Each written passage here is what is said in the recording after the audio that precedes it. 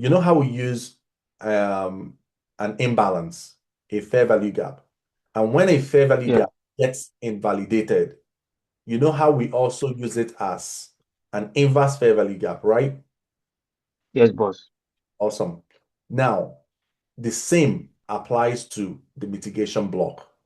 Example, you can see that this price action created a high, a low, and then we had all this consolidation, created a low here, a low, a high, a low, and then we created a high here, right?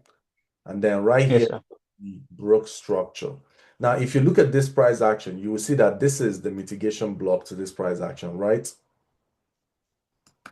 This is the mitigation block. Yes, yes, yes. Now, can you see Because that? that was the last, because that was the last move to the downside before creating that new high. Yes. Yes, Now sir. that we can see that this is now a breakout structure, what are we going to be looking for when price comes here? Sells. True. Sales Perfect. Now that sell did not work. Can you see what price eventually used that mitigation block to do?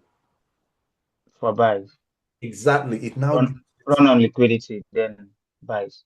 Exactly. It now used that area as point of interest for buys. Now, it doesn't mean you're going to just jump in blindly and say, oh, it's disrespected the mitigation block, I'll just buy randomly. No, you're still using it the same way you use an inverse fair value gap. You are combining it with other confluences. Example, inefficiency. You're combining it with an inefficiency. And this inefficiency here, the moment you see price inside there, you're looking for your time frame break of structure. And you can see that even though we are on the higher time frame, we can also see how price came there, played around, broke structure significantly on a higher time frame to show you intent that we don't want to go lower. We want to go higher. So price coming down here, all you're looking for is key levels that you're going to use for your buys to continue higher. And do you know that if you use your Fibonacci inside this range low, this range high, look at what we mitigated inside. Extreme discount. Extreme discount. So this is how you merge so many things together to arrive to one conclusion. You're not just using the mitigation block, you're using the mitigation block, you're aligning it with your inefficiency, you're aligning with your market structure shift, and then you're waiting for your time frame break of structure. You don't even need to just randomly jump in. You can even scale down again to the weekly, look for inefficiency or something, and look what's resting right here as well on the weekly. Another inefficiency. Totally. Can you see the inefficiency I'm showing you? Sure, sure. Yes.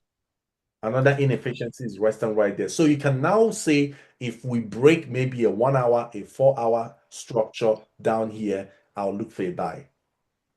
And you can literally go to your time frame. We can first go to 4 hour, look at 4 hour, see what 4 hour looks like. And on 4 hour, it doesn't really look the best on 4 hour, but you can use this as your 4 hour high, 4 hour low, and then this is your break of structure here. This right here is a break of structure. And you can see that even that break of structure right there, this is 4 hour high, 4 hour low, 4 hour high, 4 hour low. And then this is the break of structure. So this right here is your mitigation block. And you can also see how that acted as support for your trade. Can you see that? Yes, sir. That acted as support for your trade and took price to the upside, and the market literally rallied and delivered to the upside. Now you can use this extreme premium zone as your take profit position.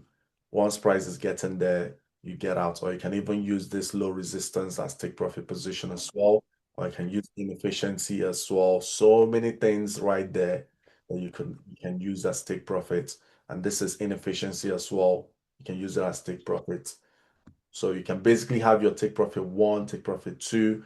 Right here could be your take profit one. And the moment you hit that level, coming down here, you're looking for another opportunity to buy again. And you can see now we're inside extra premium. You can look for an exit. trade.